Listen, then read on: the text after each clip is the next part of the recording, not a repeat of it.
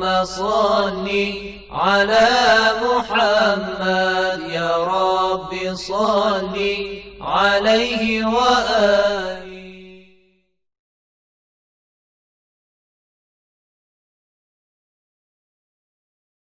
A'udzu billahi minasyaitonir rajim. Bismillahirrahmanirrahim. Alhamdulillahirabbil alamin wassalatu wassalamu ala rasulil azam Muhammadin sallallahu alaihi wa alihi wasallam wa ala ahli baitihi thayyibin tahirin. Aqulu lakum assalamualaikum warahmatullahi wabarakatuh. Para pemirsa, marilah kita bersyukur kepada Allah, Tuhan yang telah memberikan banyak kesempatan dan inayah kepada kita. Pada pertemuan sebelumnya kita telah menyebutkan satu tolak ukur untuk menilai buruk atau baiknya sesuatu, yaitu maslahat. Kalau seandainya ada maslahat umum dihadapkan dengan maslahat pribadi, maka maslahat umumnya harus dikedepankan. Coba kita terapkan tolak ukur ini kepada perbuatan Allah Subhanahu wa taala. Ketika Allah Subhanahu wa taala mewujudkan satu bencana alam, boleh jadi Allah Subhanahu wa taala ingin menjaga keutuhan bumi ini.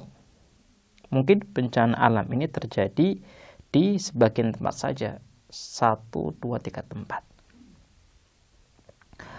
Kejadian bencana alam ini akan bisa menjaga keutuhan bumi secara seluruhnya.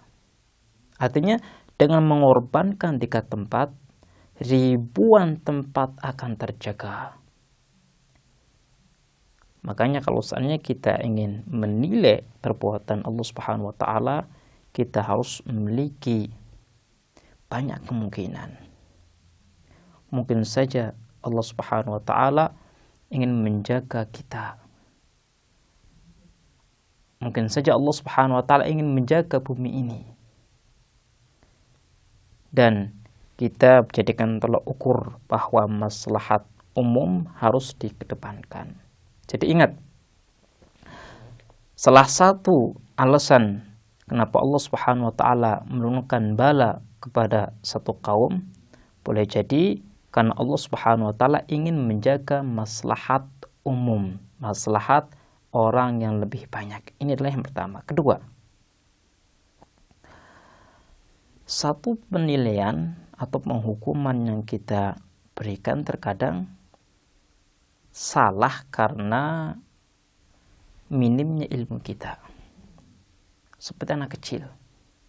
Anak kecil itu kalau dilarang makan coklat, dia akan mengatakan ibu saya, ayah saya tidak suka, tidak sayang kepada saya. Padahal alasan orang tuanya adalah supaya si anak ini tetap sehat giginya. Contoh lagi, orang tua itu melarang anaknya untuk permainan pisau. Kenapa? Karena orang tua mengerti bahwa pisau ini berbahaya. Tapi coba kita melihat pandangan si anak. Si anak akan mengatakan bahwa orang tuanya tidak suka, tidak sayang kepadanya. Kenapa? Karena dia telah melarang dirinya untuk bermain pisau. Saya akan bertanya kepada pemirsa,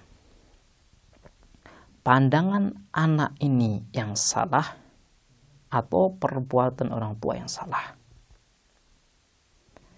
Jawabannya satu. Pandangan si anak ini yang salah, bukan perbuatan orang tua yang salah. Kenapa? Karena si anak ini menilai perbuatan orang tua dengan minimnya ilmu. Dia tidak mengetahui maslahat dan alasan yang logis yang menjadi dasar perbuatan orang tuanya. Dan hal ini pun bisa terjadi dalam diri kita. Ketika kita berdoa kepada Allah Subhanahu wa taala, wahai Tuhanku, berikanlah harta kepadaku. Wahai Tuhanku, berikanlah kekayaan kepadaku. Di saat Allah Subhanahu wa taala tidak memberikan harta dan kekayaan kepada kita, kita menilai Allah Subhanahu wa taala bakhil. Di saat kita menilai Allah itu bakhil, maka kita adalah anak kecil. Kenapa? Karena boleh jadi Allah Subhanahu wa taala tidak mengabulkan doa kita karena maslahat, bukan karena Allah itu bakhil. Karena ketika Allah Subhanahu wa taala memberikan kekayaan duniawi kepada kita, kita akan lalai darinya. Yang tadinya kita selalu sholat tepat waktu, ikut sholat jamaah, kita tidak sholat, apalagi sholat berjamaah. Dan hal ini terjadi di zaman Rasul. Ketika ada salah satu sahabat yang menginginkan kaya, kemudian ketika dia kaya, ia lupa kepada Allah Subhanahu wa taala. Ia tidak seperti dahulu yang menunaikan ibadah tepat waktu.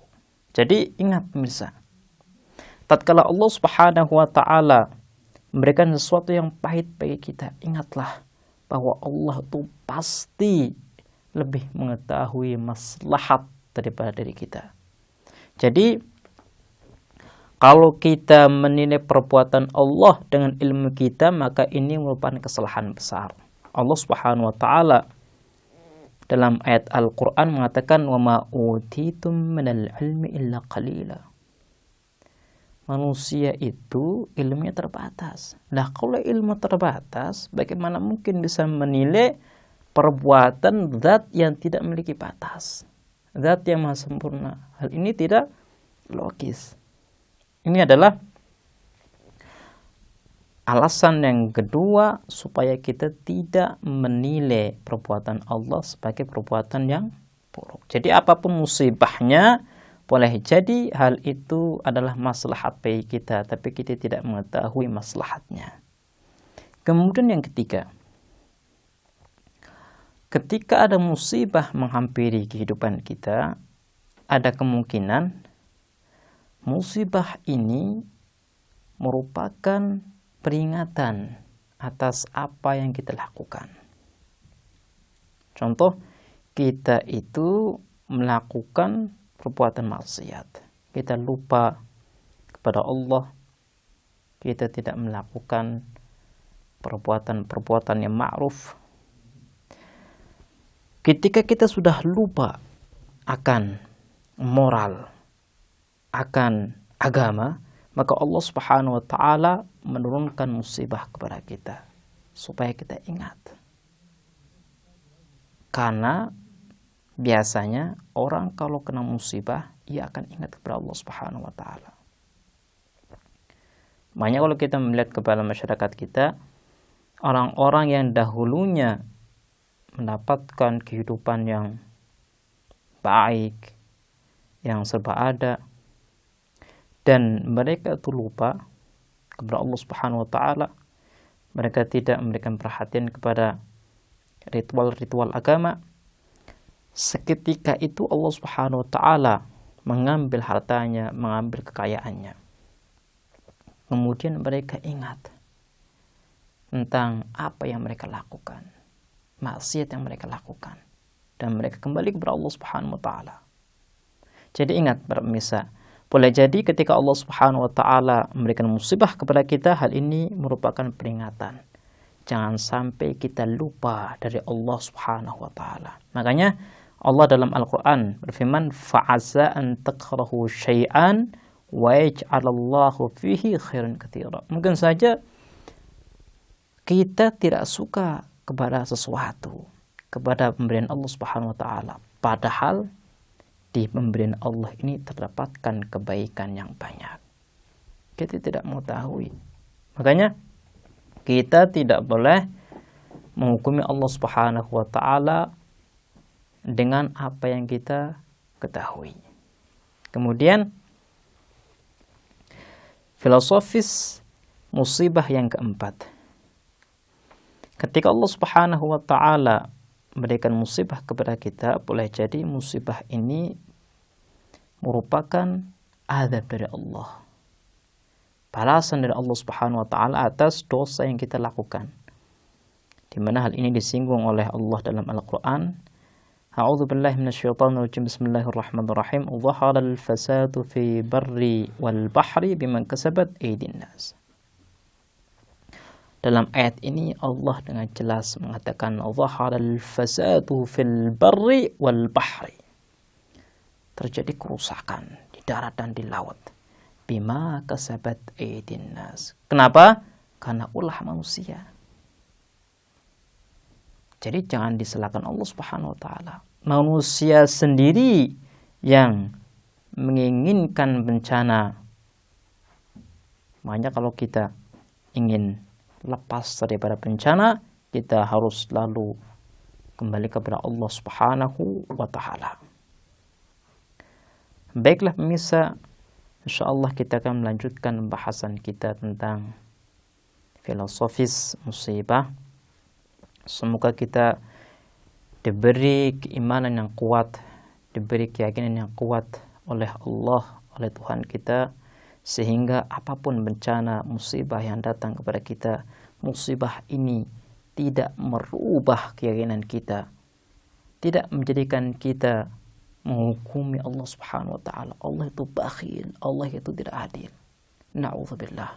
Kita minta kepada Allah supaya kita kuat iman, kuat keyakinan di setiap keadaan, baik keadaan senang maupun susah. Baiklah pemirsa, insyaallah kita akan melanjutkan bahasan kita di kesempatan yang lain. Kita akhiri, wassalamualaikum warahmatullahi wabarakatuh.